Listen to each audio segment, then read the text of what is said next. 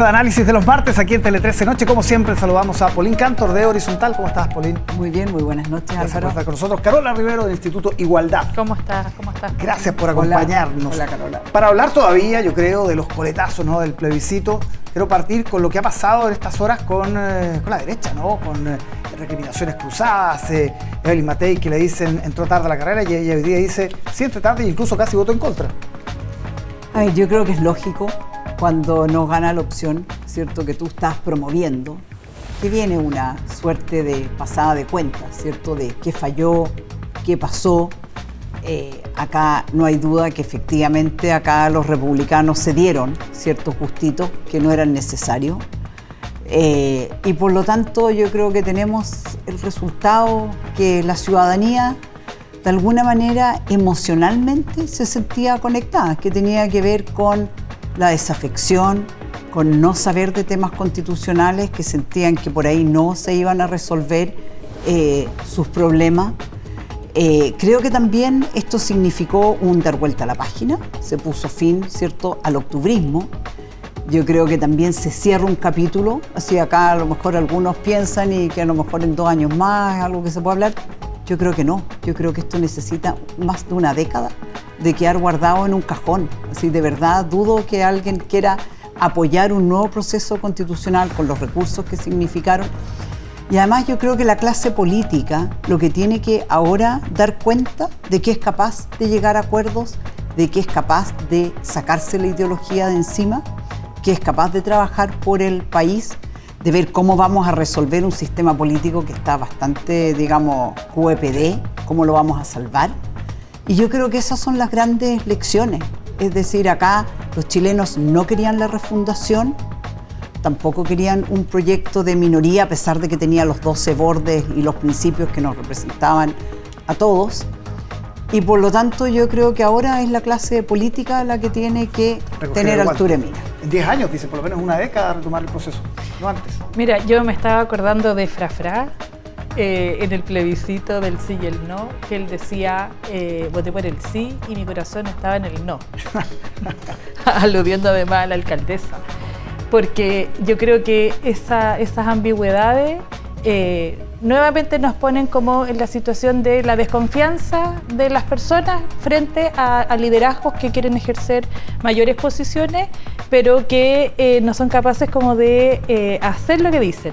Yo creo que ahí nuevamente como que ponemos el pie en la desconfianza.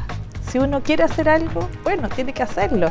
Y en ese sentido, la alcaldesa sabía que esta era una constitución que no ganábamos las mujeres en mayor capacidad de derecho, que retrocedíamos un montón y yo creo que ahí, bueno, su capital político se ve también afectado.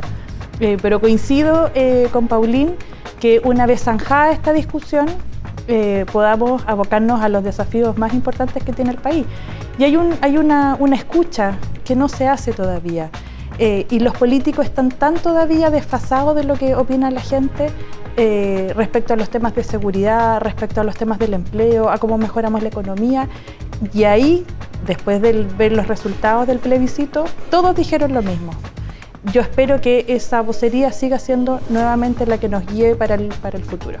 Ahora, el gobierno reacciona el día lunes reflotando, ¿no?, la reforma a las pensiones, una fórmula que puede ser nueva, no tan novedosa la que propone la ministra Jara, y también el pacto fiscal. Y hay voces ahí, te quiero preguntar, Polín, en la oposición que están por negar básicamente la sal y el agua, ¿no? Gonzalo Miller, que lo dijo con más claridad, que es influyente dentro de algunos sectores de la derecha en términos de lo que finalmente se decide. ¿Qué piensas tú respecto a eso? A ver, yo creo que antes de contestarte la pregunta, yo quiero decir acá que yo creo que con la Evelyn Matei es al revés. Yo creo que la Evelyn al revés es tremendamente honesta.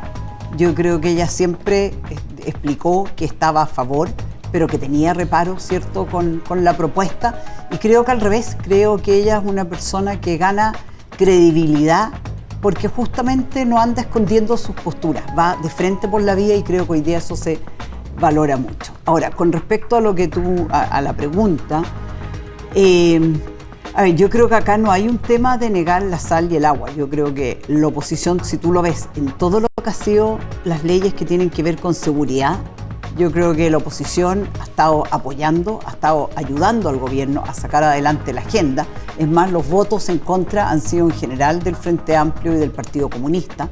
Entonces, en ese sentido, cuando las leyes y las propuestas están bien hechas y representan el sentir de la ciudadanía, la oposición va a estar siempre apoyando. Yo creo que el tema con pensiones, hay un tema que es más de fondo, que finalmente seguimos entrampados a dónde va ese 6%, si va a cotización individual, que yo creo que ese es un sentir mayoritario hoy día de la población, y cómo resuelves tú el tema de la solidaridad. Por un lado tienes la PGU, que yo creo que ha sido un aporte muy importante del gobierno del presidente Piñera, pero yo creo que todavía hay que buscar algún mecanismo, y en ese sentido Evópoli ha puesto sobre la mesa el tema de los seguros, unos seguros intrageneracionales, el tema del seguro de longevidad. Entonces yo creo que todavía falta por explorar y ver cómo logramos, cómo por un lado satisfacemos la importancia de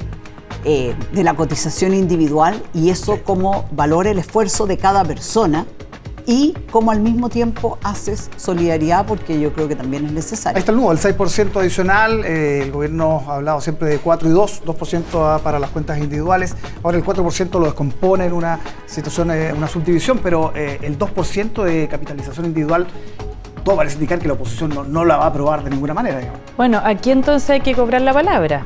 Porque si venimos saliendo de una elección en donde todos dijimos ganadores, perdedores, vencedores, vencidos, dijeron a partir de hoy día entonces nos abocamos a los problemas más importantes que tiene la gente. Y estos son uno de los problemas trascendentales. O sea, si empezamos nosotros esta discusión, yo espero que esta florezca, que de verdad que esta clase política pueda ponerse en sintonía con los que piensan los ciudadanos.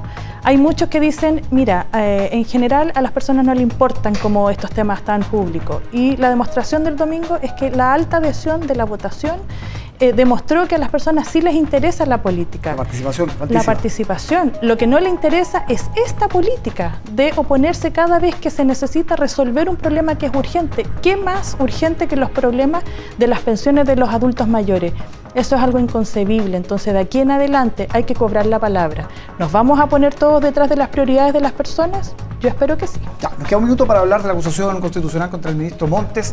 No es bueno el historial hasta ahora de acusaciones constitucionales en este gobierno, han fracasado todas, y ya comienzan a desmarcarse algunos, sobre todo la DC, demócrata. ¿Qué piensan? Te pregunto desde Evópoli, pero básicamente desde Chile Vamos, si es que esta acusación finalmente va a tener o no asidero. Yo creo que es una acusación constitucional que tiene bastante carne, a diferencia de las otras. Yo creo que acá es bastante evidente los puntos donde el ministro ha fallado, y por lo tanto yo creo que acá hay que dar cuenta también a la ciudadanía. Y hay dos cosas que me gustaría agregar, que la reflexión, la primera que uno hace, es que ¿por qué el ministro Montes no ha renunciado?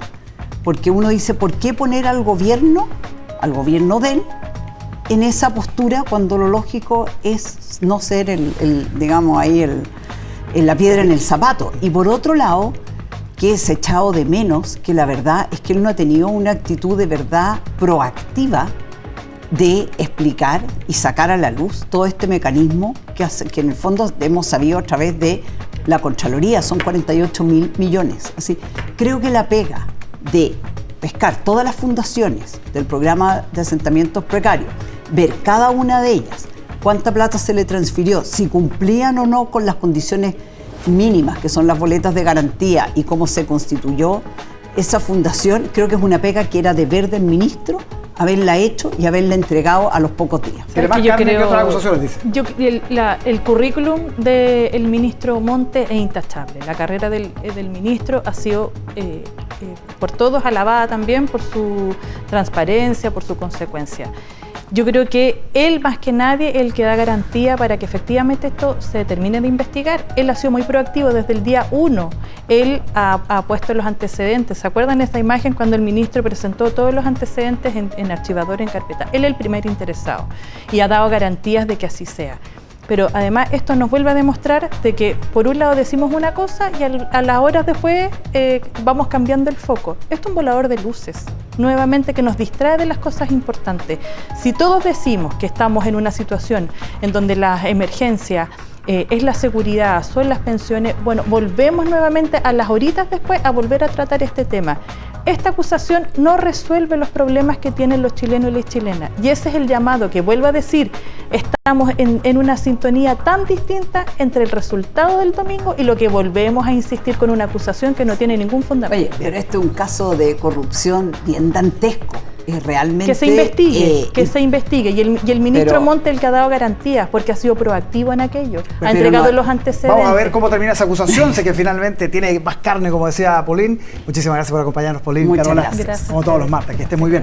Vamos a revisar noticias del mundo. Un tribunal peruano inició este lunes un juicio oral contra el expresidente Alberto Fujimori por la matanza de 6 campesinos perpetrada por militares bajo su gobierno.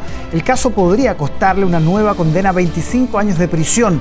Pese a haber sido excarcelado este mes, tras 16 años preso, Fujimori comparece ahora en el último proceso pendiente con la justicia de su país. El crimen por el que se le acusa ocurrió en el marco de la guerra contra el terrorismo que emprendieron las Fuerzas Armadas contra el grupo maoísta Sendero Luminoso.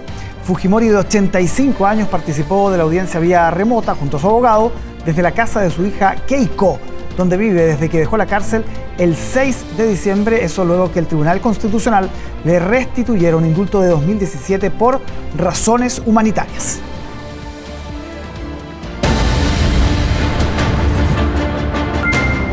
Entel está presentando Tele 13 Noche.